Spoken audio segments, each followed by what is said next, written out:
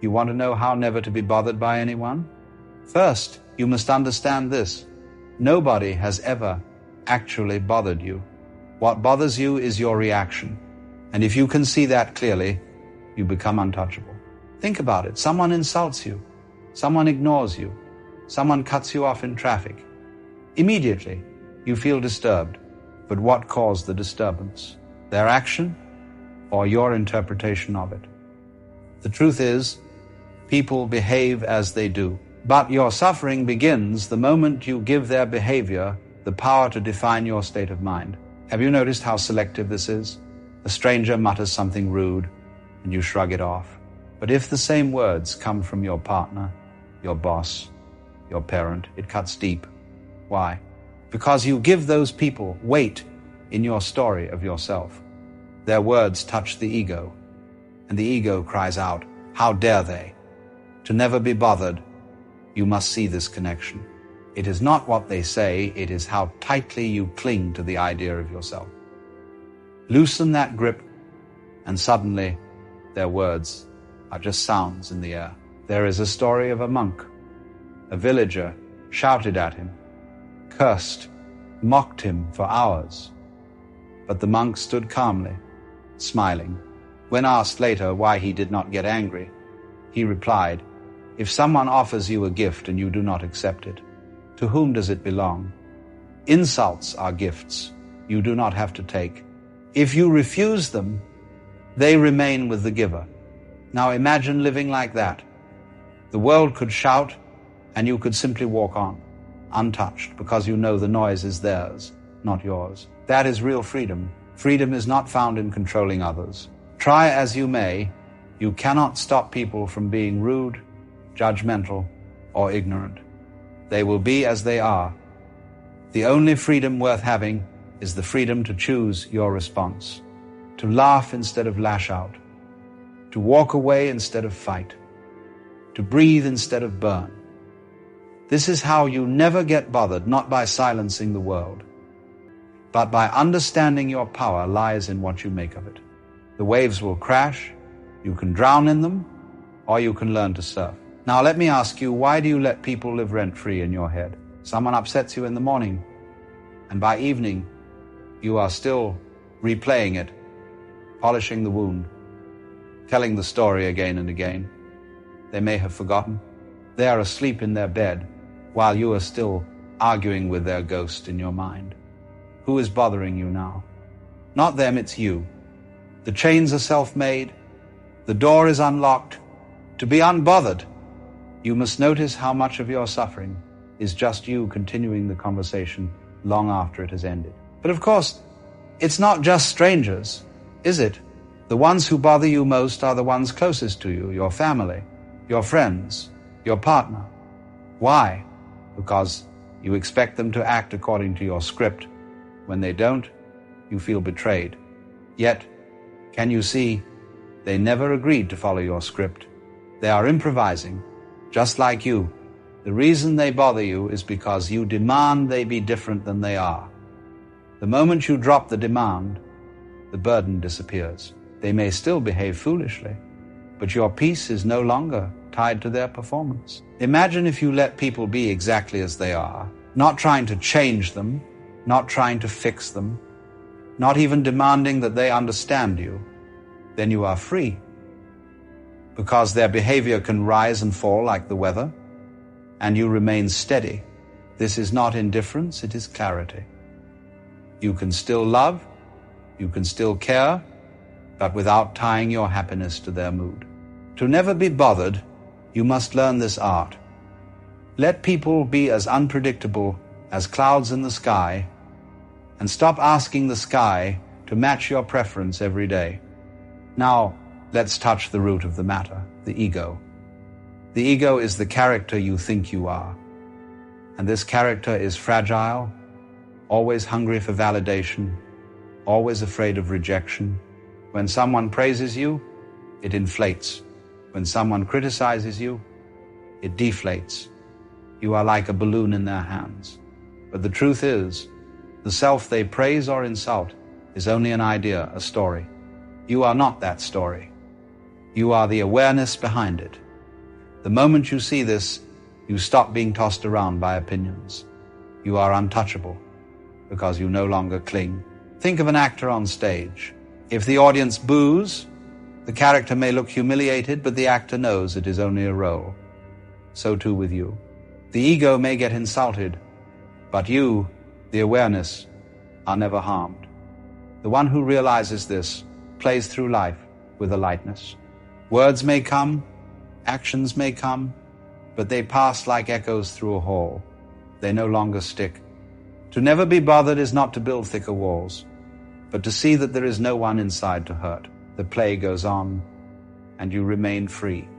Often, when people criticize or insult, they are not speaking about you at all. They are speaking about themselves.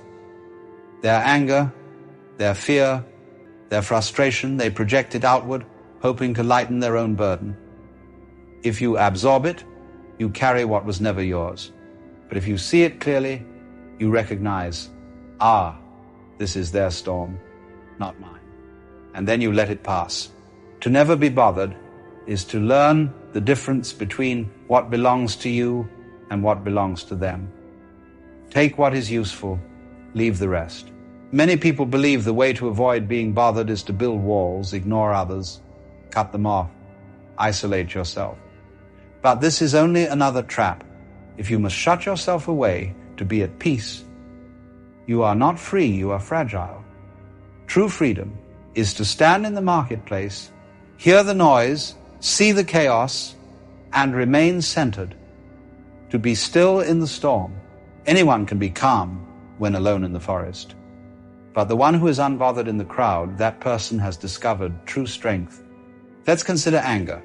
When someone lashes out at you, what do you usually do? You react with your own anger, and so their fire becomes yours. But who is really in control then? They are. They light the flame, and you carry it. But imagine, instead, letting the flame burn out before it touches you. Silence, sometimes, is more powerful than reply. Laughter, sometimes, is sharper than insult. To never be bothered is to learn the art of not catching every fire that is thrown your way. Some fires only burn if you pick them up. Think of water. When you strike it, it does not resist, it yields. And in yielding, it cannot be harmed. The sword that cuts through water gains nothing. So too with you.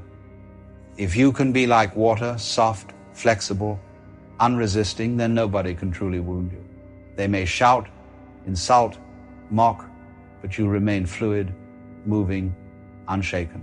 This is not weakness. It is the highest strength.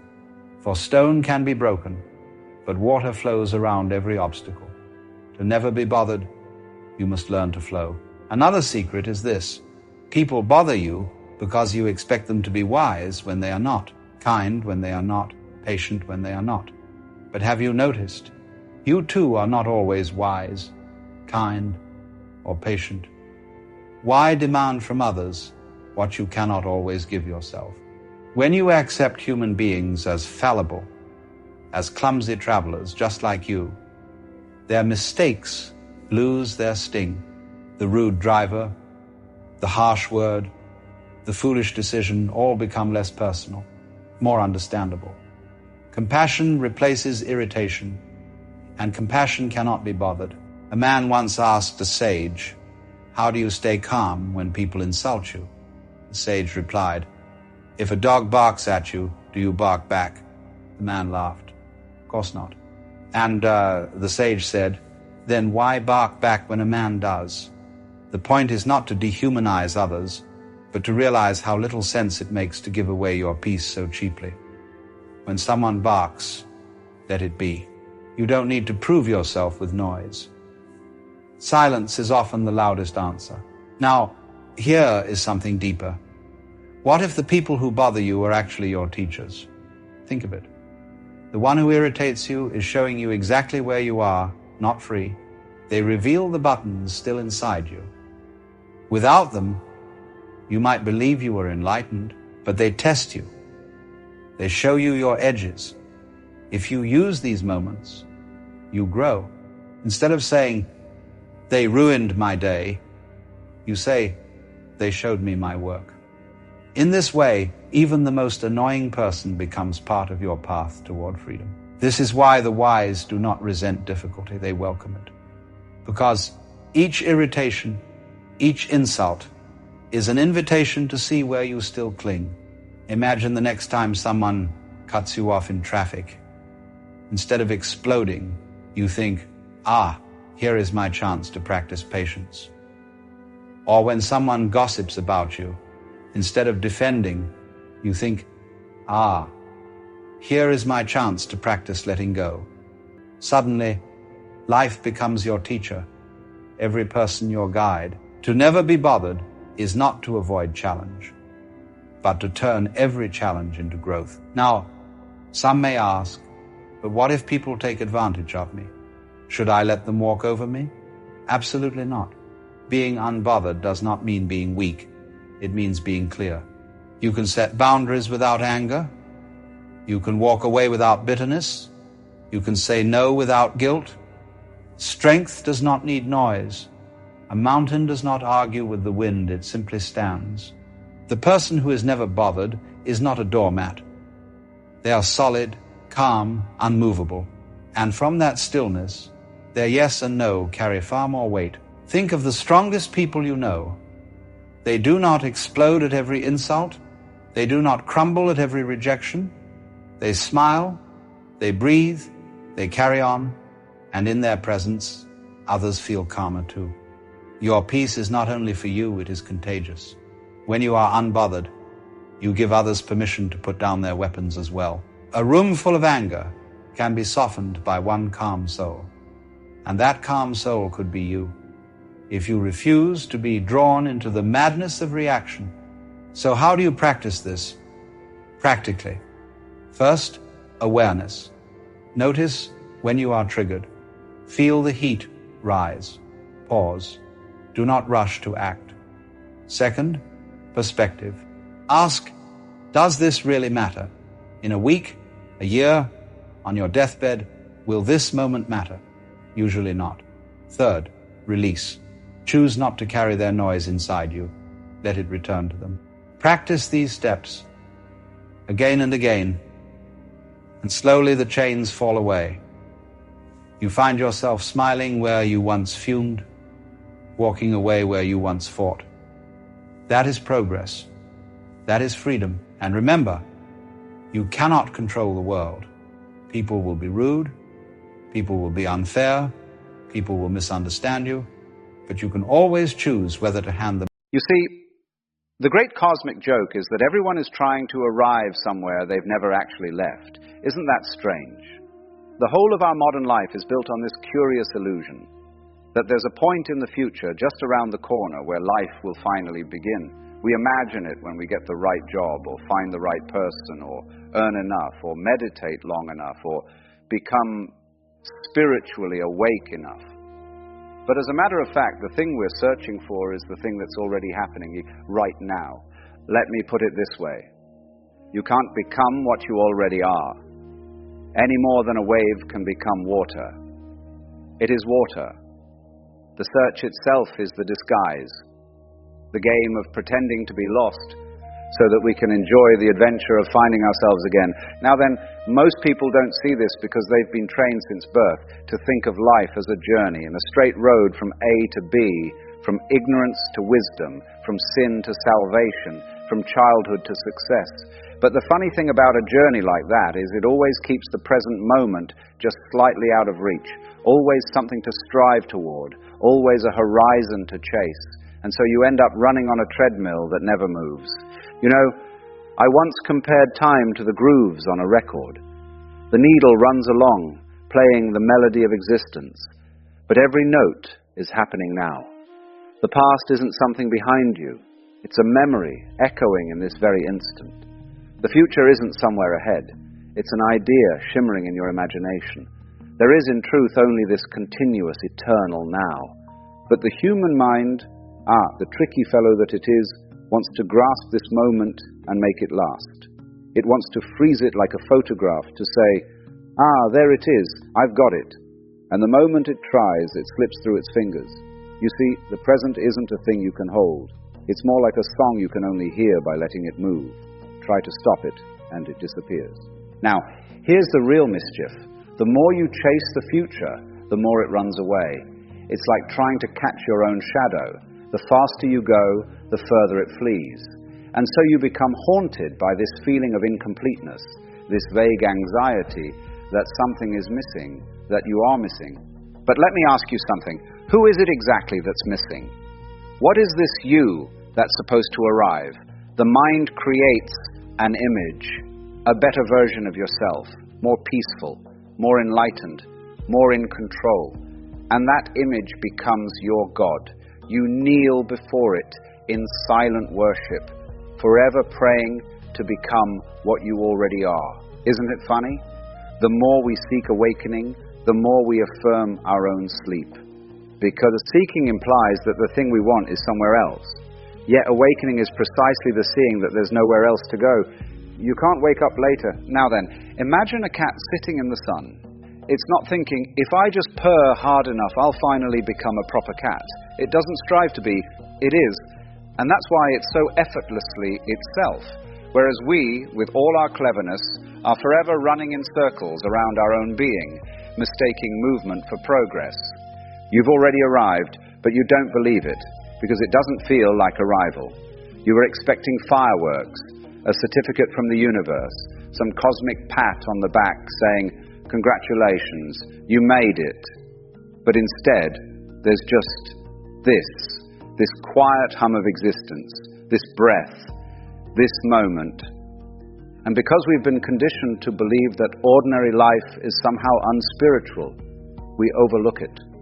We chase transcendence, all the while trampling the sacred ground beneath our own feet. The birds outside your window, the sound of your breathing, the simple act of being, this is it. Not preparation for it. You see, reality is not a path. It's a dance floor. And the point of dancing is not to arrive somewhere, but to move, to express, to play. But we've forgotten how to play because we've taken the whole thing much too seriously. We think existence is an exam we might fail instead of a performance we're meant to enjoy. Now then, the question is not how to reach enlightenment, but how to notice that you are never separate from it. Now then, most people ask, if I've already arrived, why doesn't it feel that way? Well, you see, that's because feeling is a kind of echo. The mind is always a few seconds behind the music. You notice happiness after it's happened. You recognize clarity once the clouds have already passed. In other words, you're always looking at life in the rearview mirror, wondering why the road seems to move while you stay still. But what if the whole trick of life is that you are the road, that everything you've ever been chasing, peace, purpose, love, awakening, has never been ahead or behind, but simply here, wearing the disguise of the ordinary? The reason only a few ever glimpse this is because the rest are busy trying to understand it. The intellect, clever as it is, keeps chewing on the words like a dog with a bone, thinking that meaning is something you swallow rather than something you notice. You see, awakening isn't an achievement. It's the collapse of the one who thought he had to achieve it. Let me put it this way. A fish doesn't need to understand the ocean to swim. And you don't need to understand the present moment to live in it. But the moment you try to explain it, you step outside it, just slightly, like trying to see your own eyes without a mirror. Isn't it funny how we do that? We keep asking, what's the purpose of life, as though life were a riddle to be solved, when in fact, it's the solver who's the riddle. Life has no purpose apart from living, just as music has no destination apart from being played. If the meaning of a song were only in its final note, you'd never listen to the melody. You'd rush through it to get to the end. And that's precisely what most of us are doing with our lives. We hurry, we strive, we accumulate. Not because we need more, but because we're terrified of stopping. Stillness feels like death to the ego. Yet, it's in stillness that the self begins to dissolve into something infinitely larger. like a drop of water returning to the ocean. It doesn't lose itself, it realizes itself. Now, the odd thing about awakening is that it's often mistaken for despair in the beginning, because when the walls of illusion start to crumble, you see how much of your life was built on make-believe. The stories, the roles, the endless performing, gone. And at first, that feels like loss. You think, my God, I'm disappearing. But what's actually vanishing is the mask, not the face behind it. You know, people say they want enlightenment, but what they really mean is they want to feel good all the time. But awakening isn't about feeling good, it's about seeing clearly. And once you see clearly, even your sadness becomes sacred. You stop dividing the world into good and bad, spiritual and unspiritual, success and failure. You see it all as one magnificent play, sometimes tragic, sometimes comic, but always whole. And here's the curious paradox. When you stop running from discomfort, it begins to soften. When you stop trying to fix the moment begins to breathe again. Because resistance is what makes life feel hard. The river doesn't struggle to flow, it only struggles when it meets the dam we've built across it. The dam of judgment, expectation, and fear. So, when I say, you've already arrived, I'm not inviting you to complacency. I'm inviting you to intimacy with this very breath, this sound, this fleeting second that will never happen again. To see that this right now is the miracle. The awakening is not in some future paradise. It's in this cup of tea, this heartbeat, this quiet awareness listening to my words. There's nothing missing. There never was. Now then, when you begin to see this, really see it, something inside relaxes for the first time. You stop trying to hold your breath in eternity. You begin to trust that life is carrying you, even when you don't know where. That's what I mean by arrival. It's not a destination, it's a surrender. You see, the reason so few people awaken is not because it's difficult, but because it's too simple. The mind is always looking for something complicated to do, some mountain to climb, some riddle to solve, and when it's told that the truth is already here, it refuses to believe it. It's as if someone spent years searching for their glasses, only to discover they've been on their nose the whole time. And isn't that funny? You can't see what's seeing. You can't stand apart from awareness to catch it. You are it. Awareness can never be grasped because it's doing the grasping.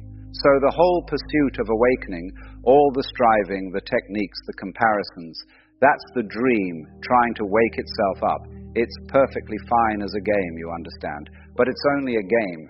Because what you truly are doesn't need improvement, just recognition. Now, people often say to me, but if I stop striving, won't I become lazy, passive, indifferent? Not at all. You see, when action springs from understanding rather than ambition, it becomes graceful. It's like the way a tree grows or a river flows, without effort, without anxiety. The doing happens naturally once the doer stops interfering. When you know you've already arrived, you no longer chase experience like a collector chasing butterflies. You stop pinning the moment to the wall. You simply let it flutter, alive and free. And ironically, that's when joy returns, because joy was never lost. It was just smothered under all the trying. You begin to notice small things again. The pattern of light through the window, the taste of morning air, the laughter of a stranger on the street. You're no longer measuring them against what they should be. You're simply seeing, and that's awakening, not fireworks in the sky, but the quiet recognition that even the most ordinary instant is sacred beyond words. Now then, this realization doesn't make you special. It makes you real, because the one who thought he was special, the one chasing awakening like a trophy, dissolves. And what's left is just life, breathing itself, perfectly at ease. Now then, when you finally stop trying to arrive, you begin to notice that everything has already arrived. The clouds are moving without effort, the trees are swaying without purpose, and your heart beats without your permission. You realize that life doesn't need your supervision. It's astonishingly self-sufficient. Isn't it funny? We humans are the only creatures who think the universe can't manage without our advice. We worry about becoming enlightened, as though existence had made a terrible mistake by not consulting us first. But the stars aren't worrying, the rivers aren't worrying, even your breath, that subtle tide of in and out, goes on perfectly without you doing a thing. And this is the final irony. The moment you stop chasing awakening, awakening catches you. It was never hiding. You were simply running too fast to notice. It stands behind every breath, beneath every thought, whispering, "Welcome home." Now, what happens when you live from that realization? You stop acting out of fear. You stop performing life and start participating in it. You become spontaneous again, like a child building sandcastles, knowing the tide will come, but building anyway because play itself is the reward. You stop demanding guarantees. You stop trying to outsmart impermanence. You begin to trust the rhythm of things, the arising and the falling, the blooming and the fading. Let me put it this way. The wave doesn't cling to the sea foam and say, "Stay." It rises, dances, collapses. And in that collapse it finds its return. That's what you are. The universe playing at being a person disappearing into its own laughter. When you understand this, and I mean really understand it, a strange peace enters the heart. You no longer need to control everything. You no longer measure your worth in victories or awakenings or moments of clarity. You see that even confusion has its place in the dance. You begin to love the whole performance, the good, the bad, the absurd, because it's all one act. And so the invitation is simple. Stop waiting for the grand finale. Stop postponing your existence for a future version of yourself. It's a curious thing about human beings. We keep trying to explain ourselves to those who have no intention of understanding. Not because they don't want to hear us, but because they can't. They're watching a different movie altogether. And here you are, standing outside the theater, trying to explain the plot of your film to someone who's still convinced they're watching theirs. It's exhausting, isn't it? This constant need to justify, to clarify, to make people understand. But what if I told you that the very act of explaining yourself to certain people is like trying to describe color to someone who's determined to see only in black and white? We've been taught that communication is the answer to everything. That if we could just find the right words, the perfect explanation, then surely people would understand. But the truth is far more interesting than that. Some people are so caught up in their own mental constructions, so hypnotized by their own interpretations of reality, that your words become nothing more than noise. And the harder you try to break through, the more energy you lose. It's like shouting into a wind tunnel. The sound goes out, but it never reaches its destination. So let me ask you something. How much of your life have you wasted trying to convince people who were never going to be convinced?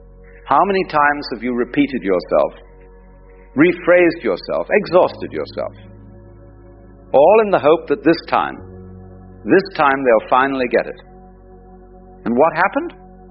They twisted your words. They heard what they wanted to hear.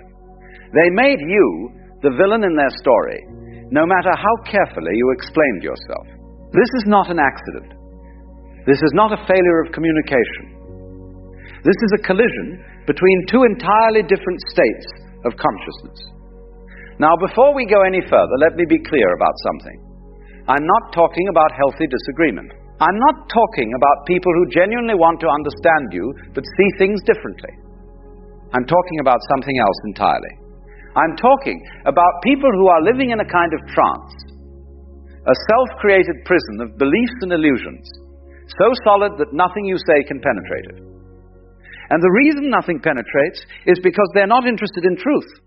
They're interested in being right.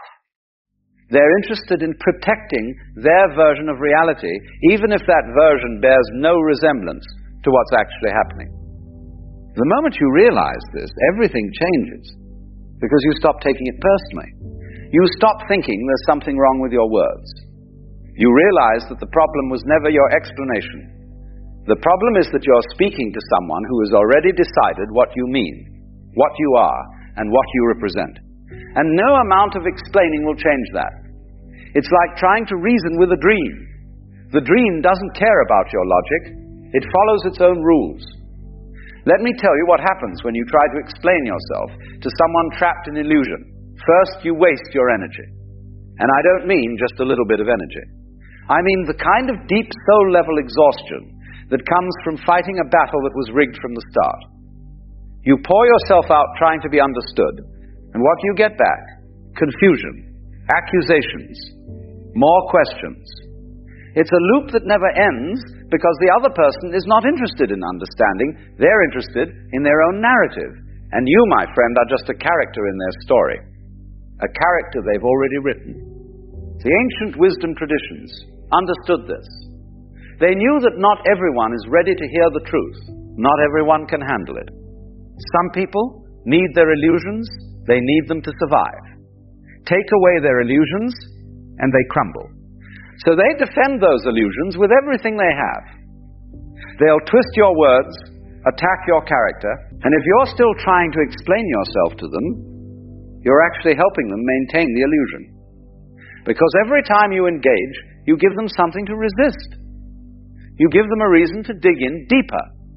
There's a story I once heard about a man who spent his entire life trying to convince his neighbor that the sky was blue.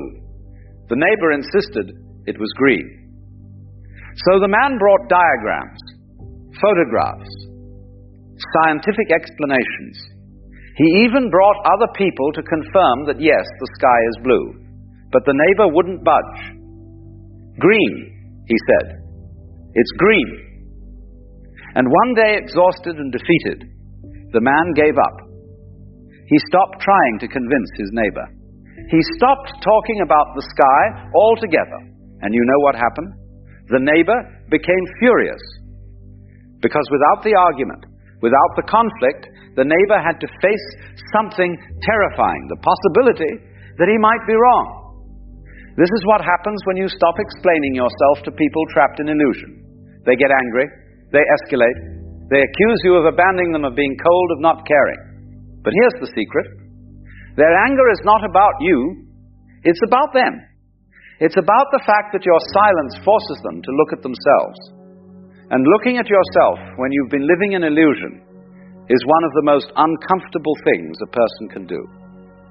So they'd rather you keep talking, keep explaining, keep playing your part in their drama, because as long as you're engaged, they don't have to change.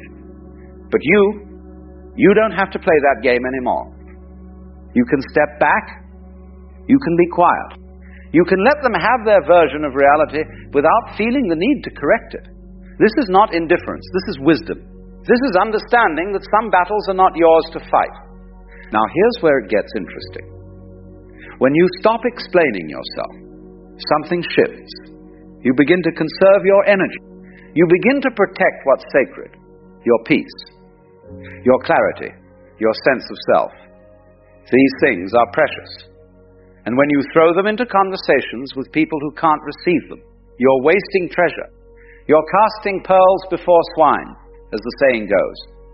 Not because the people are bad, but because they're not ready, they're not capable of seeing the value in what you're offering. And so they trample it, they mock it. They use it against you. Think about the conversations you've had recently, the ones that left you feeling drained, misunderstood, frustrated. Now ask yourself, was the other person actually listening? Or were they waiting for their turn to talk? Were they trying to understand your perspective? Or were they simply defending their own? If it's the latter, then you were explaining yourself to someone who was never going to hear you. And the energy you spent was energy you'll never get back. There's a certain kind of person who thrives on this dynamic. They love to pull you into endless explanations because it gives them power. The more you explain, the more ammunition they have. They'll take your words, twist them, and throw them back at you in ways you never intended. They'll say, "But you said this," when you said nothing of the sort.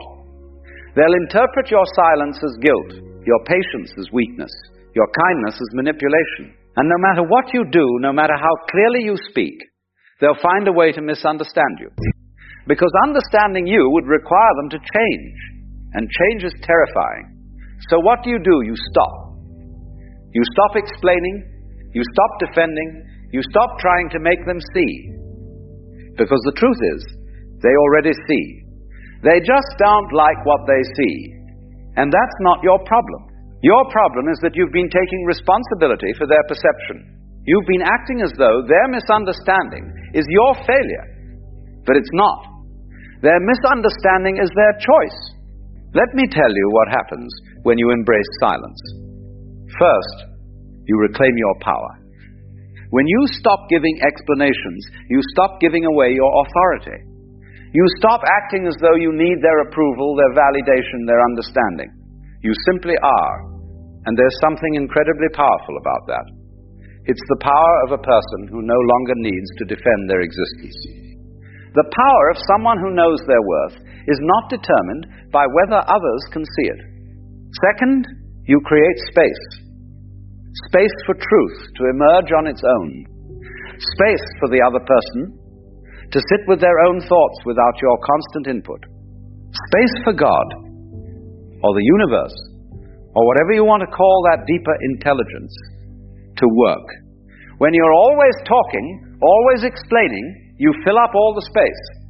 But when you're silent, something else can enter, and often that something else is far more effective than anything you could have said. Third, you begin to discern. You begin to see who is genuinely interested in understanding you, and who is simply interested in the drama. The people who truly care will accept your silence with grace. They'll give you space. They'll trust that you have your reasons. But the people who are trapped in illusion will panic. They'll demand explanations. They'll accuse you of being secretive, distant, cold. And in their reaction, they'll reveal exactly why you were right to stop explaining in the first place. Now let's talk about what silence is not. Silence is not avoidance. It's not running away from difficult conversations or refusing to communicate when communication is genuinely needed. Silence is discernment. It's knowing when words will help and when they'll only make things worse.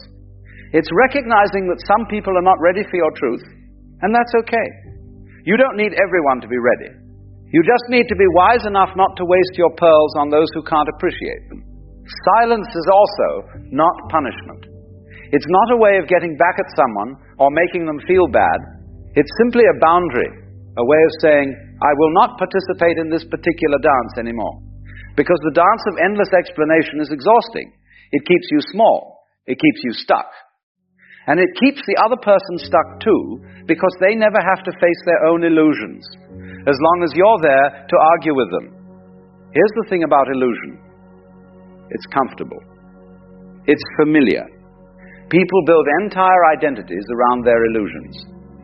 They construct elaborate mental frameworks to support them. And when you come along with your truth, your clarity, your different perspective, you're threatening the entire structure. You're asking them to tear down what they've spent years building. And most people won't do that. They'll defend their illusion with everything they have. They'll fight you, blame you, vilify you, anything to keep their world intact. And you know what? That's their right. They have every right to live in whatever reality they choose. But you have a right too. You have the right to stop exhausting yourself trying to change their mind. You have the right to walk away from conversations that go nowhere. You have the right to protect your energy, your peace, your sanity. And you exercise that right through silence, through the simple, powerful act of not engaging. There's an old saying that goes something like this: never argue with a fool. Onlookers may not be able to tell the difference. But I'd take it a step further.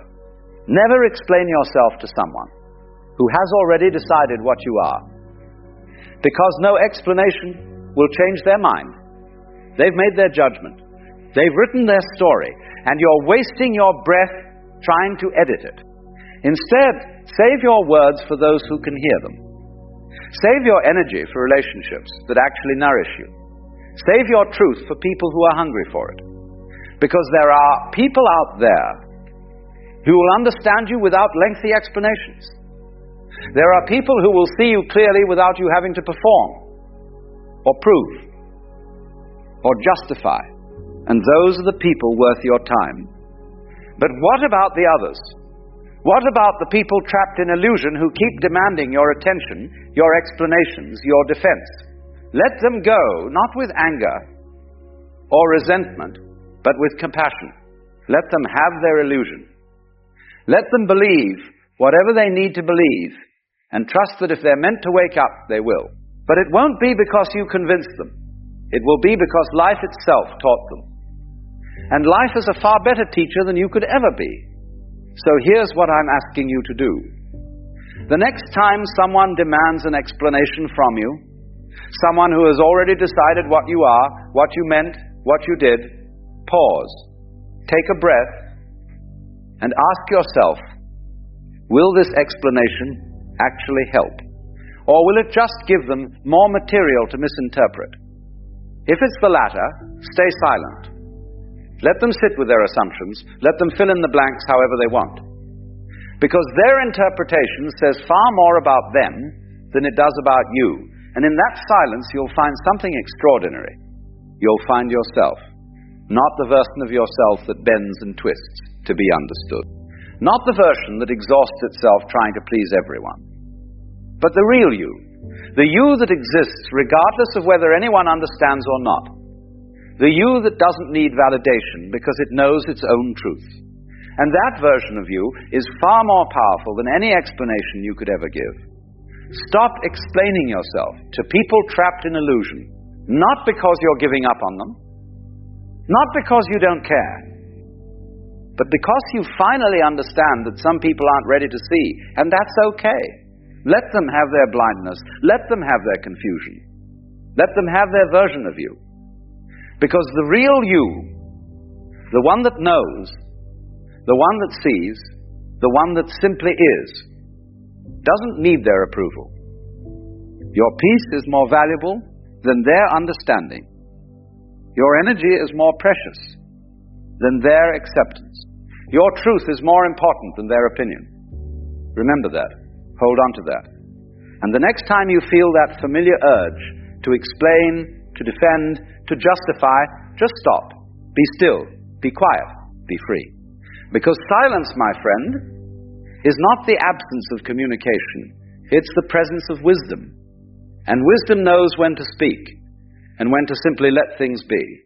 There is beneath all our cleverness a quiet faculty that no machine can mimic. It is the art of listening to what is not being said. When you step into a room, something stirs long before language begins. You can sense who holds the center of gravity, who hides behind a polite expression, who aches to be seen without daring to say so. This is not analysis. It is awareness, older than the mind itself. It is the body knowing before the mind interferes. Modern life teaches us to speak quickly, to think sharply, to fill every silence with words. But the more noise we make, the more we lose the subtle music underneath it all. Social intelligence is not the power to persuade or impress. It is the quiet attunement to the living current flowing between human beings. When you move from this stillness, others do not merely hear you, they resonate with you. For connection is not made through speech, but through the shared silence beneath it. Most of what passes between human beings is never spoken. The real conversation happens in the pauses, in the soft currents that flow beneath the surface of words. Think of a moment when someone said, "I'm fine," but you felt they weren't. No evidence, no argument, just a quiet knowing in your chest. Or the way a friend's silence felt heavier than any explanation could be. This is where social intelligence lives. Not in clever speeches, but in the spaces between them. We've built a culture that worships language. The louder, the sharper, the better. We teach people to talk, but seldom to listen. And when silence arrives, Most grow restless, as though something essential has gone missing. But silence isn't absence. Silence is the ground from which real connection grows. Words are like ripples on water. They reveal movement, but the depth is felt below. When you learn to sense beneath words, you begin to hear the tremor behind a laugh, the hesitation before a yes, the small griefs tucked inside ordinary sentences. To be socially intelligent is to allow yourself to feel these undercurrents without rushing to fix or explain them. It's to be present enough for another person to exhale, not because you solved their problem, but because they finally felt understood. Real connection doesn't happen in speeches. It happens in the quiet recognition that two human beings are breathing the same moment. To move with grace among others, one must first learn the quiet art of knowing oneself. Social intelligence is not a mask you wear to impress. It begins with the stillness within you, the inner compass. When you are at odds with your own emotions, everything outside becomes distorted. A simple look may feel like judgment, a silence like rejection. But when you begin to understand your own tides, anger, fear, longing, joy, you no longer drown in them, you float. And from that calm water, it becomes possible to see others clearly. Emotional intelligence is that inner compass. It's the ability to feel a storm inside without being swept away. But a compass alone is not enough. A sailor who never looks outward will lose the shore. Social intelligence is the map, the ability to navigate the subtle landscapes of other hearts. Every person carries their own weather. Some arrive like sunlight, others like quiet rain. When your inner compass is steady, you can sense their changing skies without confusing them for your own. You begin to notice the tremor in someone's breath, the way their words don't always match their eyes. And rather than reacting, you respond. This is the balance, to know where you stand within and to walk gently in the world without. One keeps you anchored, the other lets you travel far. To read another person is not to pry into them, nor to decode them like a puzzle. It is to stand quietly at the edge of their being and allow yourself to feel the ripples they make in the world. Most people imagine communication as something that happens through words, but the body speaks long before the mouth does. A slight tightening around the eyes, the way someone inhales before answering, the small delay before a smile. All these are little doorways into the unspoken. And you don't need special training to notice them. You only need to stop rushing past what is already there. We live in an age that values quick answers, fast replies, and clever remarks. But the art of reading people belongs to a slower rhythm. It happens when you allow your mind to quiet, your eyes to soften, your presence to stretch beyond your own thoughts. And in that stillness, something extraordinary occurs. People begin to reveal themselves, not because you force them to, but because they feel seen. They feel you're listening. To read people is not to control or manipulate. It's to listen with the whole of your being. To notice when a voice trembles, but the words remain strong. To sense when a silence is tender and when it is full of pain. You don't interpret them, you meet them. The moment you truly see another person, not through the fog of your own judgments, but through quiet attention, something shifts in the air between you.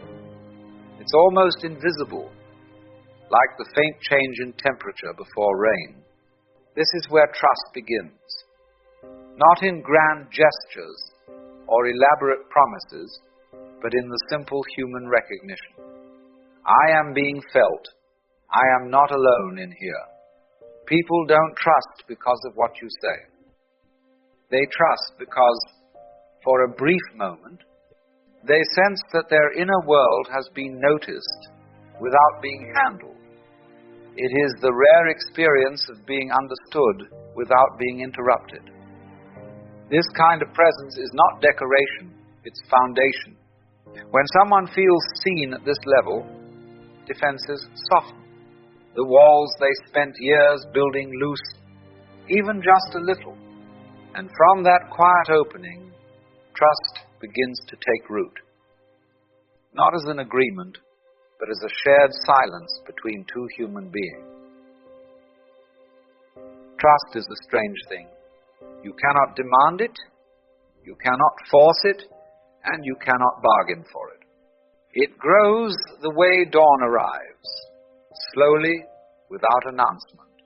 Real influence does not belong to the loudest voice in the room, but to the presence that others feel is steady. You've seen it before. Someone speaks softly, and yet the room listens. Not because their words are dazzling, but because people can sense something beneath them.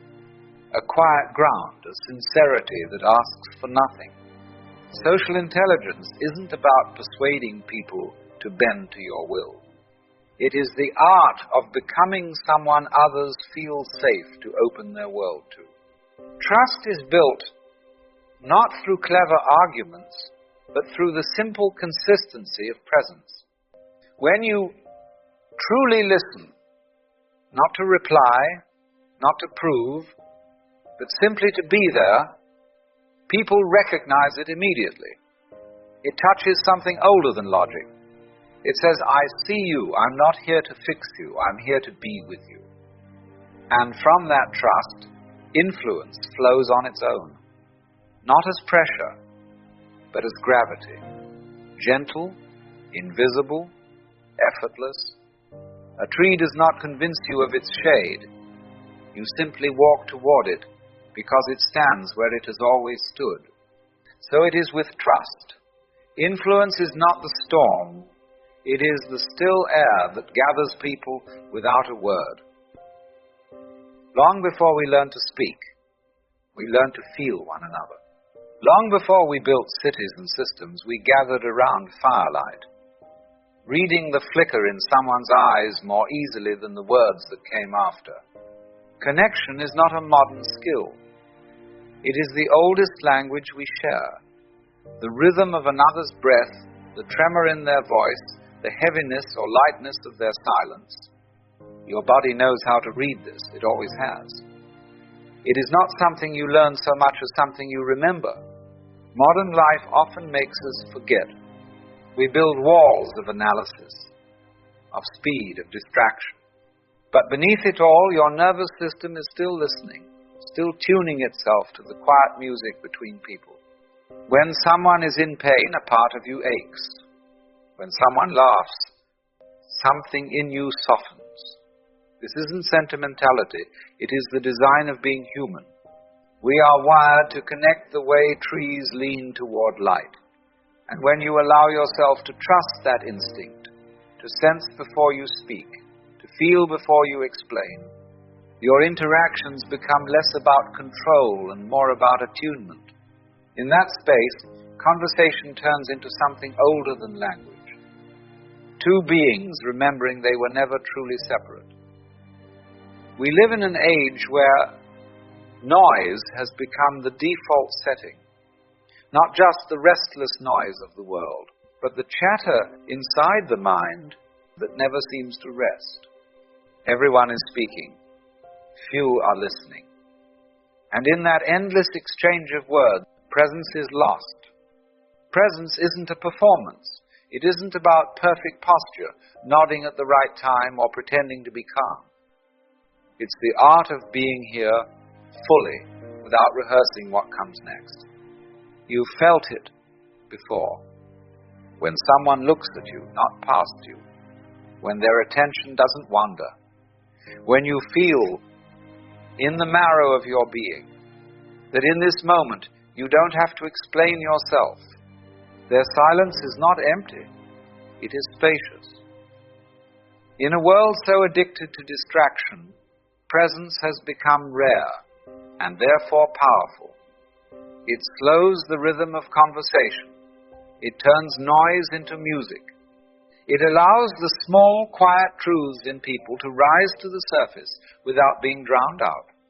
Machines may outthink us, but they cannot be with us. They cannot offer the kind of stillness that makes another human exhale. Presence is not something you build. It's something you stop covering up.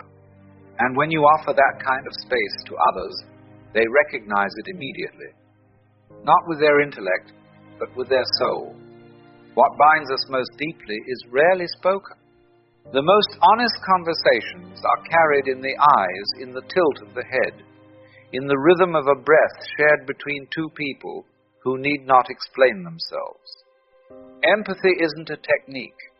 It is the simple act of standing beside another human being without rushing to correct or repair their experience. It is the art of feeling with, not fixing for. When someone is grieving, words often fall short, but a steady hand, a soft gaze, or a quiet presence can speak with a language older than speech itself. We often imagine that influence comes from great speeches or brilliant arguments, yet more often it comes from the silent way we meet another person's heart. To be empathetic is not to drown in another's feeling. It is to let your presence become wide enough to hold it gently, as a river holds the reflection of the moon, without grasping, without claiming, without needing to change it. But empathy without ground becomes a flood. If you lean too far into another's storm, you may lose your footing. And when that happens, compassion turns to confusion, listening turns to reaction. This is where many people falter, not because they don't care, but because they haven't yet learned to stand firm in the winds they invite. To offer true presence is not to carry someone else's pain as your own. It is to hold space for it without becoming it, like a tree that bends but does not break. And it is in these moments, when emotions grow heavy, that the quiet art of emotional mastery begins. Not as control, but as a return to center. From empathy, we step gently into strength. Conflict in itself is not the enemy. It is simply a moment when two worlds meet and neither wishes to disappear. Most people treat conflict as a battlefield, rushing to defend their position, to prove themselves right. But the wise approach it as a mirror. What unsettles us in another often touches something unsteady within ourselves. When anger rises, when pride stiffens the spine, when the voice grows sharp, that is not the moment to conquer the other. It is the moment to return to stillness. Emotional mastery does not mean suppressing feeling. It means meeting it like an old friend who has come to deliver a message. If you can remain steady, when your chest tightens, when your breath grows shallow, you will find that conflict loses its teeth. Your stillness becomes the calm center around which the storm turns. And from this place, listening returns. The other person no longer feels they are fighting against you, but being heard by you. And when listening enters a room, truth becomes possible again. To master emotion is not to harden against life. It is to stand in its waves without losing your balance. When one of you remains anchored, the quarrel slowly remembers its humanity. And what began as tension becomes an opening. What follows is not victory or defeat, but quiet. The air between you no longer strains under the weight of opposing wills. It loosens. A calm begins to shape itself in the space where resistance once lived. This is the quiet strength that does not need to announce itself. When you remain steady in the storm, you become something people lean toward without quite knowing why. It isn't about being wiser or stronger. It's about not leaving yourself. Others may raise their voices, their defenses, their fears, but your stillness does not mirror their storm, like the riverbank beside a rushing current. You give shape to the moment without trying to control the water. In that kind of presence, something in the other person begins to settle too. People rarely remember arguments in detail, but they remember how they felt when they stood near someone who did not fight them back. Safety is not a speech. It's a felt thing, quiet, wordless, and unmistakable. To become a safe space is not to fix others. It is simply to be a place where their walls can rest, where their breath can drop a little lower into the body. And when you carry that steadiness into the world, you stop trying to win people over. They come closer on their own. True social intelligence is not a set of tricks or polished performances. It is not how well you speak, how charming you sound, or how quickly you think. It is the quiet art of being so fully yourself that others feel free to be themselves too. All the techniques, reading people, building trust, mastering emotion, they are only different doors that lead back to the same place, presence. The presence that listens more than it explains. The presence that steadies rather than reacts. The presence that does not need to win to be strong. When people leave your company, they will not replay your perfect sentences. They will remember how they felt around you, whether they could breathe a little easier, whether they felt seen, whether they felt safe. And that is the real power here, not to shine above others, but to become a space where they no longer need to defend themselves. Social intelligence is not learned in books alone. It is remembered in the silence between words, in the calm between storms, in the stillness you carry inside. When you embody that, you no longer need to try to connect. Connection happens on its own.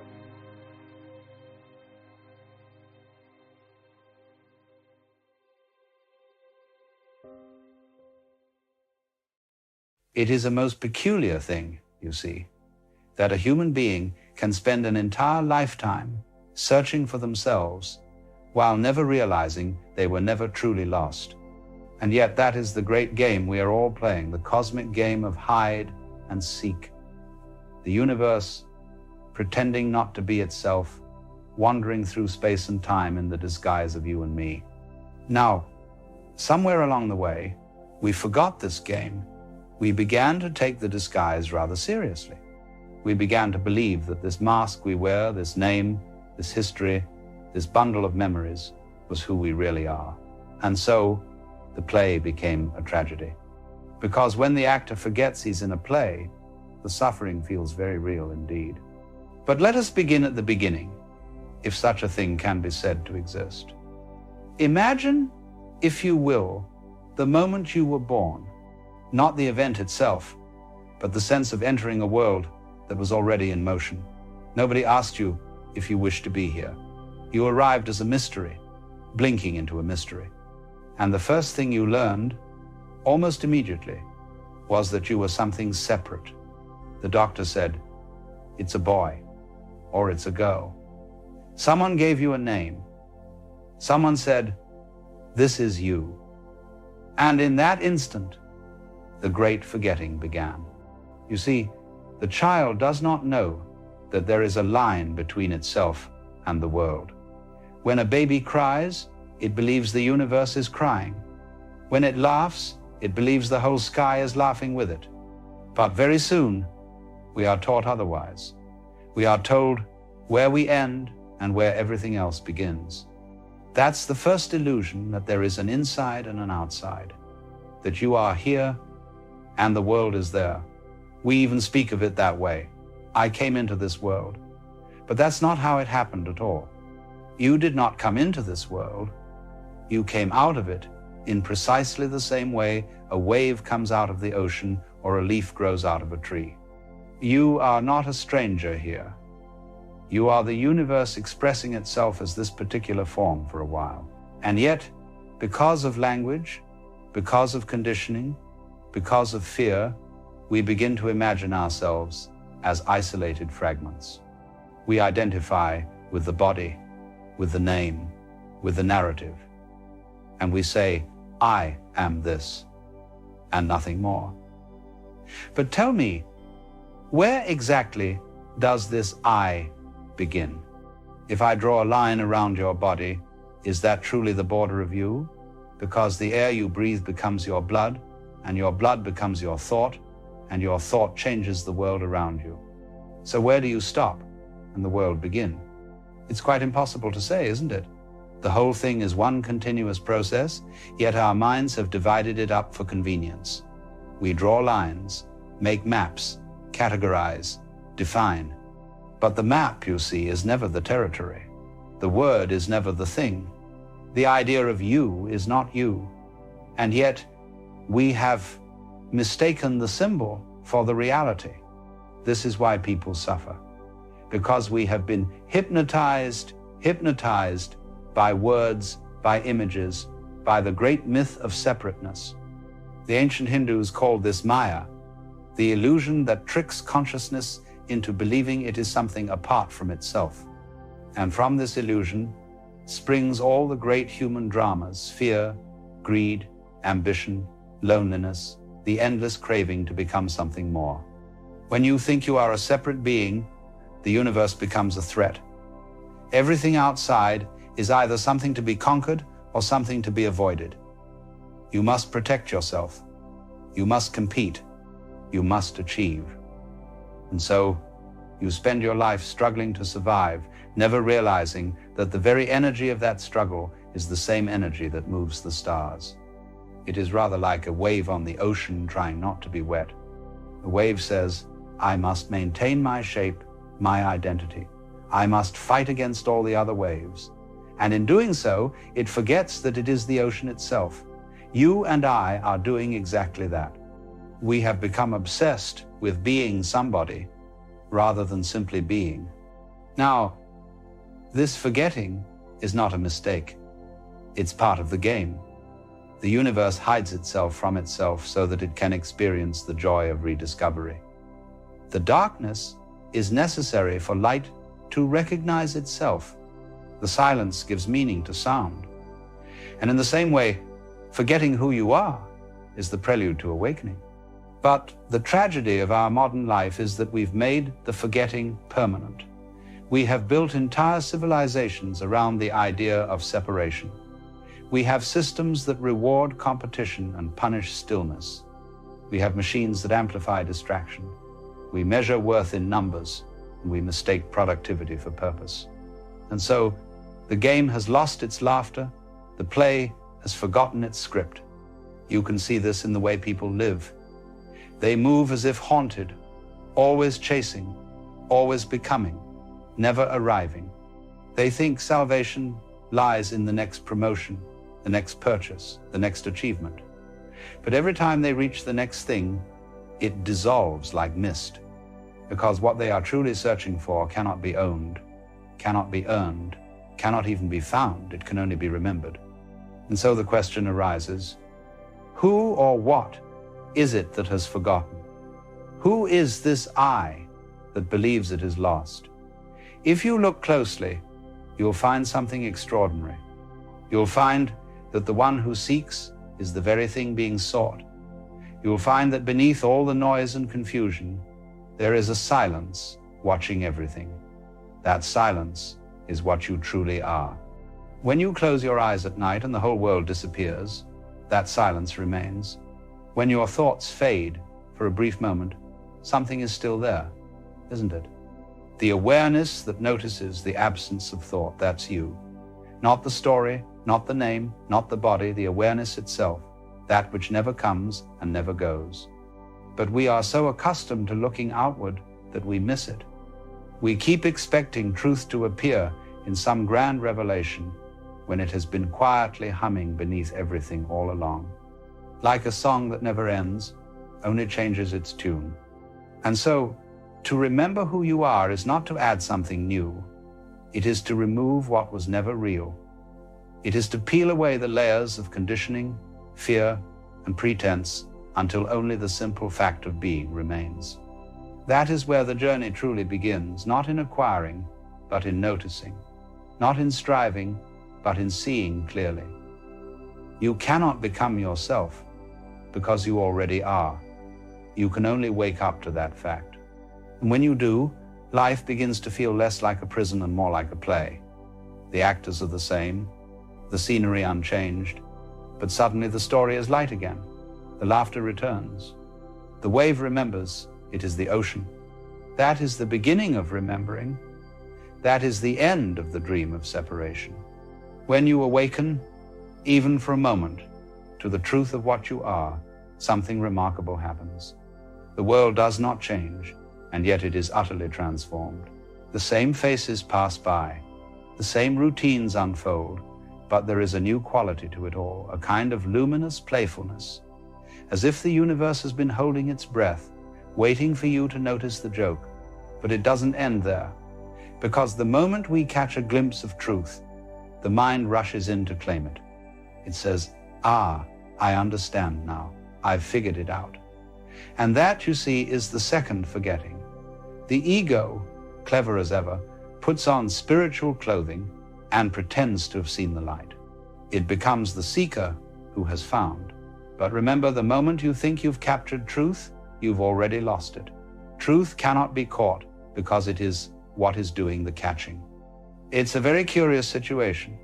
The more earnestly you pursue enlightenment, the more it recedes from you. Like chasing your own shadow, the harder you try, the further it slips away. Because you are what you seek. You are the awareness that is looking. And so, to look for yourself is a kind of cosmic comedy. The eye cannot see itself directly, only by reflection. This is why so many spiritual traditions emphasize stillness. Not stillness as in rigid quietness, but the stillness of understanding that there's nowhere to go, that the very act of seeking keeps the illusion alive. To sit quietly and observe is to see that the one doing the seeking is made of the same stuff as the sky, as the wind, as the stars. But here's where the pretending comes in. Even after this realization, life continues. You still have to eat, work, speak, love, and lose. You still stub your toe. You still get caught in emotion. You still wake up in the middle of the night wondering what it all means. The difference is subtle but profound. You now know it's a play. You still act your part, but you no longer mistake the mask for the face. You see, life is not something you overcome. It's something you dance with. The waves do not resist the tide. They move in harmony with it. So, too, does the awakened person move with life, not against it, not above it, but with it. To live this way is to rediscover innocence. A childlike wonder returns, not because you are naive, but because you are no longer cynical. You begin to see that everything is part of the same unfolding. The pain, the joy, the confusion, even the boredom, all of it belongs. All of it is the universe pretending to be separate, pretending to forget, so it can rediscover itself anew. But beware, the mind loves to make a project out of awakening. It says, now I must maintain my spiritual state, I must be mindful all the time. And so it creates yet another identity, the enlightened self. But that too is part of the game. The pretending continues, only now it's cloaked in holiness. The only way out is to see that there is no way out. You cannot escape the play because you are the play. You cannot stop pretending because pretending is part of what you are. The trick, then, is not to end the pretending, but to enjoy it, to see through it without denying it, to laugh at the cosmic joke rather than trying to explain it. Think of life as a grand symphony. Each note, each instrument has its place. Some play melodies, others dissonance. But the beauty lies in the whole, not in any single part. You are both the music and the musician. the listener and the sound. And to live with that awareness is to move through life with a certain grace, not the stiff grace of discipline, but the flowing grace of trust. Trust is the highest form of intelligence. It's not blind belief, it's participation. It's saying yes to the unknown. It's stepping into the rhythm without needing to know the choreography. Because when you trust the flow of life, you find it carries you exactly where you need to be. This doesn't mean you never fall. Of course you fall. But now you understand that even falling is part of the dance. You understand that pain is not punishment, it's the universe moving through you, rearranging, refining, renewing. Every tear, every stumble is another reminder that you are alive. And perhaps that's what we forget most easily, that to be alive is not to be perfect, but to participate. The stars burn and collapse, the trees grow and decay, everything changes, and that change is not a flaw, it's the very expression of beauty. In the end, awakening is not about rising above life, but sinking fully into it. It's not about being calm all the time, but about being real all the time. It's about allowing the whole spectrum of existence to play through you, the laughter, the fear, the tenderness, the confusion, and recognizing that you are not any single note, but the silence from which all of them arise. And so, when you remember who you are, you don't vanish into some mystical void. You re-enter the world with open eyes. You smile at the absurdity of it all. You forgive more easily. You laugh more deeply. You become softer, not weaker. Wiser, not detached. You realize that love is not a feeling, but a way of seeing. You begin to recognize yourself everywhere, in the eyes of the stranger, in the sound of the rain, in the passing wind, because how could you not? The one who once believed they were lost now sees that there was nowhere to go. The one who searched the stars now sees that the light was always within. The pretending continues. But now it is joyful. You play your part beautifully because you know it's a part. You cry when the story calls for tears, and you laugh when the scene becomes absurd. And when the curtain falls, you bow not in defeat, but in gratitude. For you have remembered the secret. The universe keeps whispering that it was you all along. And so, the remembering deepens. For what begins as a glimpse slowly ripens into a way of being, a quiet knowing that hums beneath everything you do. You still move through the world as a person, with a name and a story, but something within you no longer clings so tightly to that story. You wear it lightly now, as you would a costume at a festival. You play your part with sincerity, but you no longer mistake it for who you truly are. This is where the real transformation begins, not in grand revelations or supernatural moments, but in the smallest, most ordinary acts. Making tea, walking through the rain, waiting at a stoplight. You start to notice how extraordinary the ordinary really is. The smell of earth after a storm, the texture of a wooden table beneath your hand, the faint echo of laughter drifting through a window. You begin to live with an intimacy that no philosophy can capture. This is what the mystics mean when they speak of heaven on earth. It is not a place elsewhere. It is this very life, seen clearly, without the veil of judgment or expectation. To live this way is to rediscover wonder. You see that everything, absolutely everything, is sacred because it exists. Even your own confusion, your sorrow, your restlessness, these too are part of the divine dance.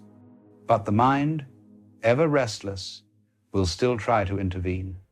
It whispers that such peace cannot last, that surely this stillness will vanish. It begins to search for ways to hold on to the state of grace, to capture it like a photograph. Yet every attempt to hold on to stillness destroys it. For stillness is not something to be kept. It is what remains when there is no grasping. And so, you learn to let go again, not as a lesson, but as a rhythm. Letting go becomes breathing. Each inhale takes in the world, and each exhale releases your need to possess it. Life flows through you rather than around you. You realize there was never a separation to begin with, only the illusion of one. In this stage of awakening, something else happens. You begin to see that others, too, are pretending to be separate. Every stranger becomes a mirror, every argument a lesson, every act of cruelty a cry for recognition. You begin to sense the shared ache of humanity, the longing to return home to something that was never lost. This understanding births compassion, not as an effort, but as a natural response. You see yourself in others because you finally see others as yourself. Now, compassion is often misunderstood. It is not pity, nor is it a soft sentiment. True compassion carries clarity. It does not enable illusions, but gently reveals them. When you act from compassion, you do not seek to fix anyone. You simply offer presence, a quiet reminder that they, too, are enough. And that, you see, is often the greatest healing of all, to be reminded that nothing is missing. This realization begins to dissolve fear. Fear thrives on separation. It feeds on the illusion that there is something outside you that can destroy what you are.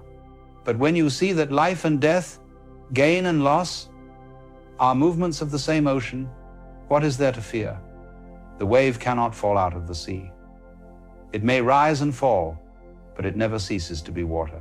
Imagine for a moment a leaf floating down a stream. The leaf does not resist the current. It does not complain about where it is taken. It moves gracefully, not because it understands the river's path, but because it trusts the flow. You, too, can live this way. You can let yourself be carried, not by resignation, but by participation. You move with life instead of against it, and in doing so, discover that the current was never against you. As this understanding deepens, even suffering begins to look different. You stop asking, "Why me?" and begin to wonder, "What is this showing me?" The pain doesn't vanish, but its meaning changes. It becomes a teacher, not an enemy. It softens the edges of the self, humbles the ego, opens the heart. You begin to see that the cracks are not signs of failure. They are the spaces through which the light enters. In time, even the idea of awakening fades. You no longer measure yourself against spiritual ideals or compare your progress to anyone else's. You simply live. You laugh when it's funny. You cry when it hurts. You fall. You rise. You begin again. You stop trying to be spiritual and start being human, which, ironically, is the most spiritual thing of all. The sages were never superhuman beings. They simply stopped pretending to be anything else. They embraced their humanity so fully that it became transparent, allowing the infinite to shine through it. To live like this is to understand that divinity is not somewhere else, waiting to be reached. It's here, looking out from behind your eyes, breathing through your lungs, pulsing in your veins. This is the quiet revolution of awareness. It doesn't announce itself with thunder or revelation. It arrives gently, like dawn through a half-open window. It changes everything by changing nothing, for it reveals that nothing needed changing. The self you were trying to fix was never broken. The world you were trying to save was never lost. To see this clearly is to rest at last. Not the rest of exhaustion, but the rest of arrival. You realize you've been home all along. Every detour, every mistake, every heartbreak was part of the journey back to what never moved. You laugh softly at the irony of it all, and in that laughter, a great peace arises. It's not the peace of escape, but the peace of inclusion. You can finally say yes to all of it, the confusion, the clarity, the birth, the death, the gain, the loss. You see that life's perfection is not in its smoothness, but in its completeness. It holds everything, and that wholeness is love. And so, you walk differently now. You no longer rush. You no longer grasp. You no longer wait for permission to be alive. You move through the world as a presence rather than a person, as an awareness rather than a role. And wherever you go, something silent and beautiful goes with you, reminding all who meet you that they, too, have never been lost. And then there comes a kind of quiet after the knowing, not the quiet of emptiness, but of fullness, as though life has finally exhaled and found itself resting in its own rhythm. You wake one morning and realize there is nothing left to search for. The seeking, the striving, even the idea of becoming someone better dissolves like mist in sunlight. You see, the moment you stop trying to arrive anywhere, you discover that you have always been here. This is the final unfolding of the journey, not a destination, but an absorption. The wave returns to the ocean, not by effort, but by remembering it was never apart. You, too, begin to live with that same natural ease. You no longer ask life for meaning, because you have become meaning itself.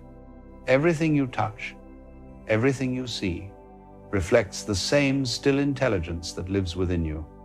You start to laugh at the absurdity of the game we all play, the endless chase for validation, the frantic pursuit of success, the anxious clinging to permanence. You see it now as a cosmic dance, a play where the actors have simply forgotten it's a play. And rather than feeling superior or detached, you feel tenderness, because you remember what it was like to be caught in the script, to take every line so seriously. Compassion deepens, not as a virtue, but as understanding. You begin to notice that the boundaries between you and life are melting. The wind moves, and it feels like your breath. The rain falls, and it feels like your tears. Someone smiles on the street, and it feels like your own joy shining back at you. It's as if the whole world has turned into a mirror, reflecting only one truth. There was never two. And what becomes of fear in such a place? It loses its hold. Not because you have conquered it, but because you see through it. You see that fear was always a shadow cast by your forgetting. When you remember who you are, fear has nothing left to cling to. You realize that the great mystery of life has never been against you. It was only waiting for your cooperation. This doesn't make you invincible or indifferent. You still feel pain. You still grieve. You still stumble. But now there's a softness around it all, a kind of quiet trust that runs through every experience. You understand that sorrow and joy are not opposites, but two notes in the same song. You don't try to hold one or escape the other. You let them both play through you. And in that harmony, something timeless begins to hum. You realize that even death, that great unspoken fear, is not an ending but a rhythm, a return. It's the breath of the cosmos inhaling again. What you truly are cannot die because it was never born. It only takes form for a little while, to taste itself, to play. And when the play ends, it bows and becomes the stage once more. This understanding doesn't make you distant from the world. Quite the opposite. It draws you closer. You love more deeply, laugh more freely, forgive more easily. You no longer need to protect yourself from life, because you have recognized that you are life. Every moment becomes a prayer without words, an act of worship without worshippers. It's funny how we spend so much of our lives trying to control what was never ours. We fight the current, build walls, wear masks, and then one day you realize you don't have to do any of that anymore. You can let the river carry you. You can let the walls fall. You can let the masks drop. You can finally breathe. And in that breath, the world breathes with you. The trees sway in rhythm. The birds call in response. Even the silence feels alive. You begin to feel a subtle joy that asks for nothing, that depends on nothing. It's the joy of simply being. The kind of peace that doesn't need to be protected because it cannot be taken away. You look back at your life, all the mistakes, the detours, the heartbreaks, and you see the hidden intelligence woven through it all. Every fall was a doorway. every delay a redirection, every ending a beginning in disguise. Nothing was wasted. Nothing was wrong. It was all part of the unfolding, the remembering. And as you sit quietly, watching the sun dip below the horizon, you feel no need to hold on to it, no sorrow that it's fading, because you know it will rise again. Not because of belief, but because of rhythm. The same rhythm that moves your breath, that beats your heart, that carries the tides of the sea and the stories of your life. To live this way is not to transcend the human experience, but to be fully immersed in it without being consumed by it. You can taste the salt of tears and still smile. You can watch the seasons change without wishing them to stay. You can love without fear of loss, because you understand that love itself never leaves, only its forms change. This is what it means to awaken. Not to escape the dream, but to dream consciously. To know you are both the dreamer and the dream. You live in the world, but you are no longer bound by it. You participate in the drama, but you no longer mistake the stage for reality. You have come home to yourself, and in doing so, you have come home to the universe. And perhaps that's the most beautiful realization of all, that you were never lost, never broken, never unworthy. You were simply playing hide and seek with eternity, waiting for the moment when you'd stop searching and start seeing. Now you see. And seeing, you smile. Because the great secret, the one that sages have whispered through time, is beautifully simple. You are already what you seek. So you walk on, not to arrive, but to express, not to find meaning, but to reveal it. And as you walk, the universe walks with you, endlessly unfolding, endlessly returning, endlessly free. You know, there's something rather strange that's been happening to you lately. The things that used to light you up don't anymore. That song you played on repeat until your ears bled, now it's just noise. The food you craved tastes like cardboard in your mouth. Even the people you love, the ones whose laughter used to fill your chest with warmth, they feel distant, muted, like you're watching them through glass. And here's what terrifies you most. You're starting to wonder if you've lost the ability to feel anything at all. If something inside you has died and you didn't even notice it dying. But I want to suggest something quite different to you today. What if this numbness isn't death at all? What if it's the most dangerous phase of waking up you'll ever experience? Let me describe it more precisely, because I suspect you know exactly what I'm talking about. You wake up in the morning and there's nothing. No dread. Exactly. No excitement either. Just a kind of gray neutrality that follows you like a shadow. You scroll through your phone looking for something, anything that might spark that old feeling. A video, a message, a piece of news that matters. Nothing lands. You try your old escapes. Maybe you binge a series you used to love. Maybe you buy something you don't need. Maybe you reach for a drink, a substance, a person. And here's the truly terrifying part. Even when you get what you wanted, even when the thing arrives or the experience happens, there's no payload, no rush, no satisfaction. It's like biting into fruit and tasting only texture. The sweetness is gone, and you start to panic, don't you? You start running through possibilities in your mind. Am I depressed? Is this a chemical imbalance? Did I burn myself out? Am I broken? You might even go to a doctor. Get tested. Try medications. Read articles about dopamine and serotonin, about hedonic adaptation and anhedonia, and maybe some of that helps. Or maybe it doesn't. Because what if I told you that what you're experiencing isn't a malfunction at all? What if this loss, this death of the old joy, is actually a birth in disguise? To understand what I mean, we need to look at what we've been calling joy all these years. Because I don't think you've lost joy. I think you've lost something else entirely. Think back to the last time you felt genuinely happy. Really happy. What was happening? Chances are you weren't just experiencing something pleasant. You were experiencing relief, Relief from hunger when you ate that perfect meal. Relief from loneliness when someone finally texted you back. Relief from boredom when you found that perfect show. Relief from anxiety when the weekend finally arrived. You see, most of what we call pleasure is actually just the cessation of discomfort. It's like this. Imagine you're hitting yourself with a hammer, over and over, and then you stop. The moment you stop feels amazing, doesn't it? Your whole body floods with relief. But that's not happiness. That's just not being hit anymore. This is what the Buddha was pointing at when he said life is dukkha, unsatisfactoriness.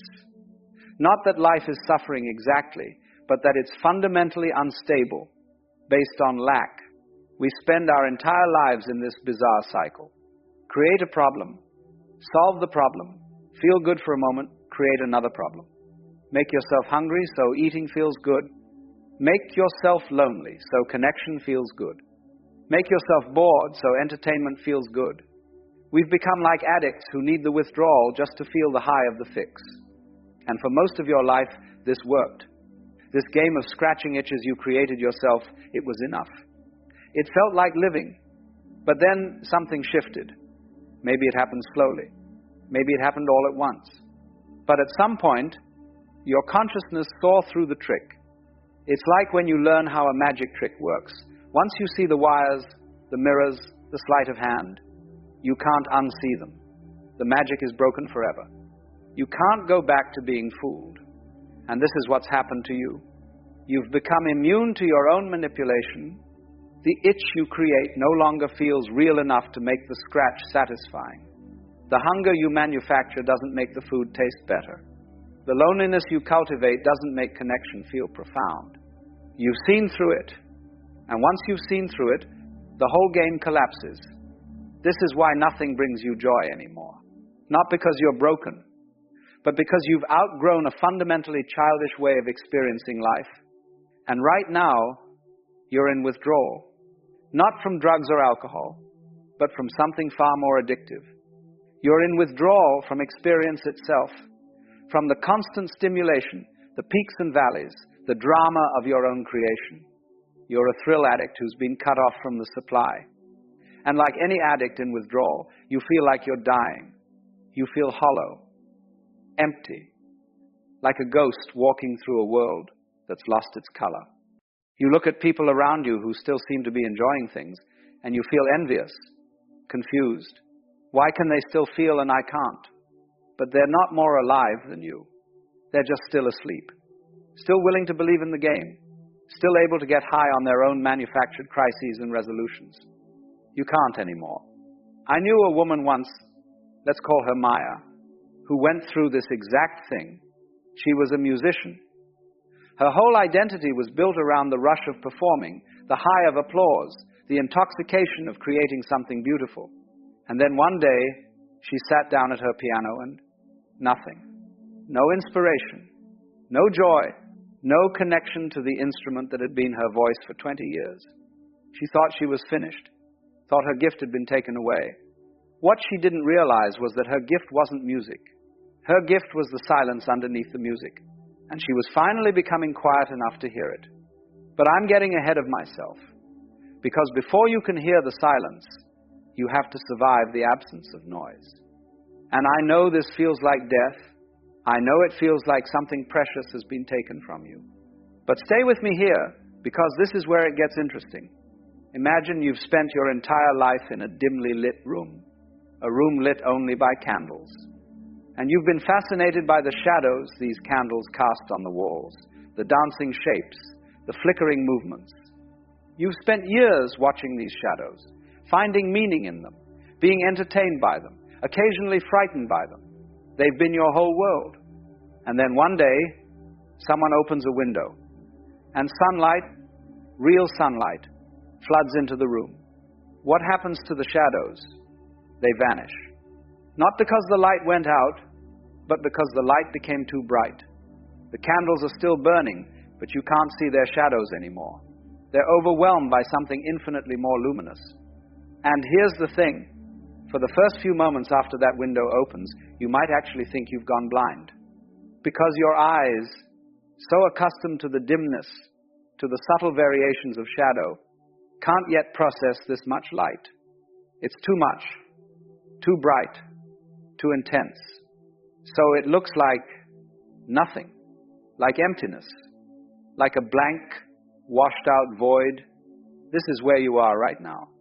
The window has opened, the light has come in, and your perception, still calibrated for shadows and candlelight, can't yet see what's here. So it feels like nothing, like absence, like loss. But it's not absence.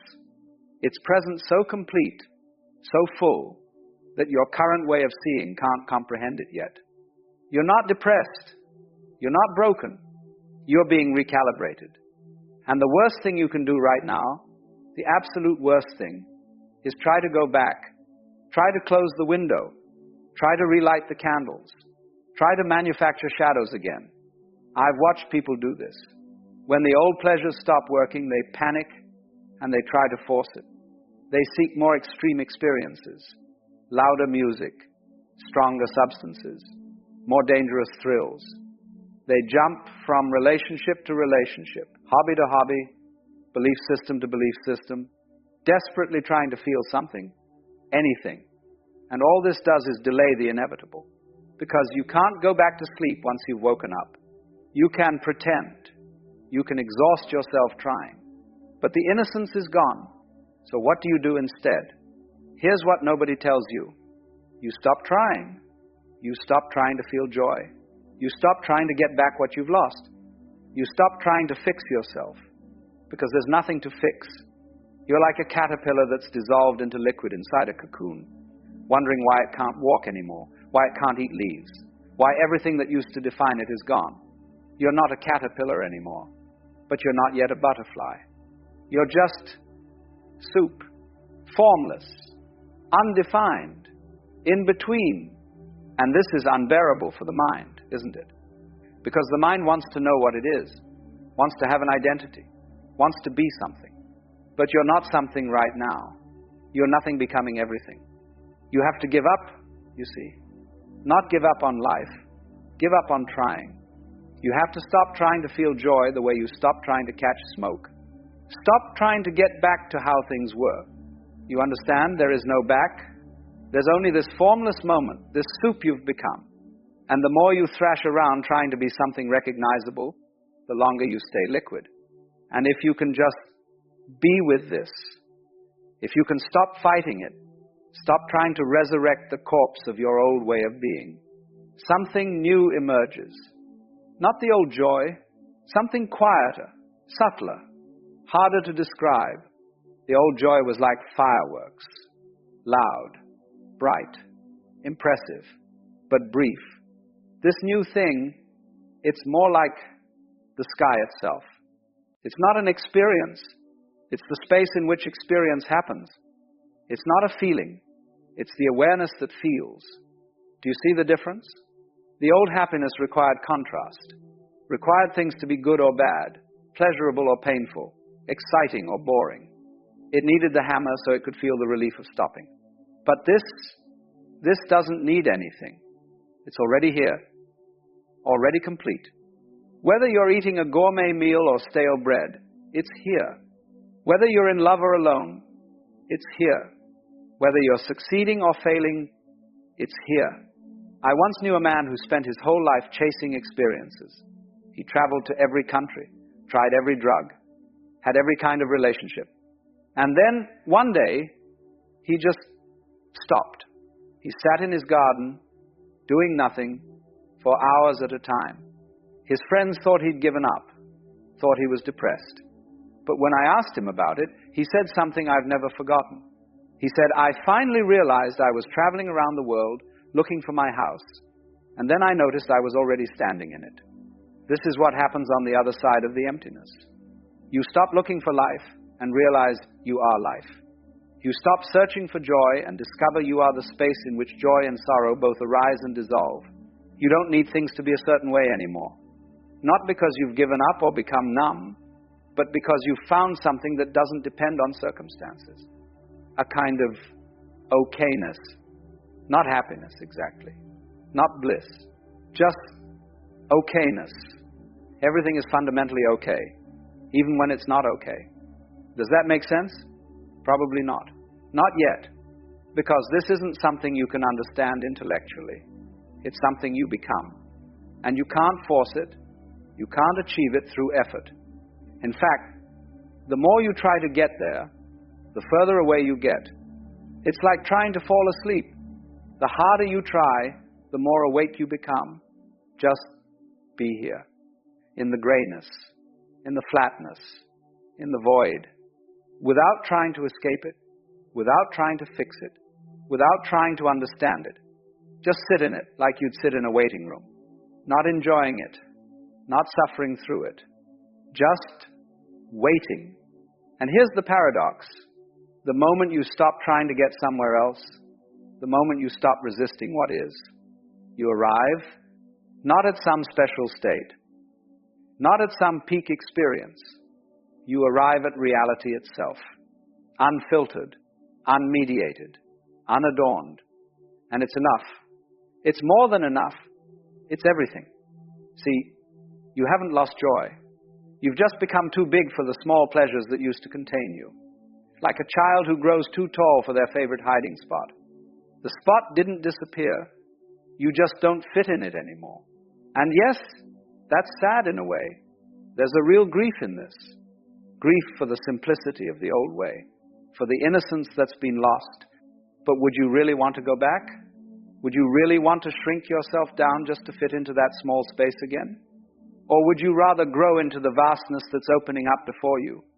The choice is yours, of course. You can keep trying to light candles in the sunlight. You can keep manufacturing problems so you can feel the relief of solving them. You can keep chasing the ghost of a happiness that was never really happiness at all. Or you can sit here in this uncomfortable in-between and wait. Wait for your eyes to adjust to the light. Wait for a new way of seeing to emerge. Wait for the butterfly you're becoming to finish forming its wings. It won't look like you thought it would. It won't feel like you expected it to. But it will be real. More real than anything you've experienced before. And here's the final thing nobody tells you. The emptiness you're feeling right now, it's not empty. It never was. You've been calling it numbness, calling it depression, calling it death. But it's none of those things. It's just space. Space that was always there, hidden beneath the noise. Space that was always holding everything. The joy, the sorrow, the hunger, the satisfaction. You are that space. Not the things moving through it. Not the feelings coming and going. The space itself. And space doesn't need anything to be complete. It doesn't need to be filled. It doesn't need to be fixed. It just is. So when you ask, why doesn't anything bring me joy anymore?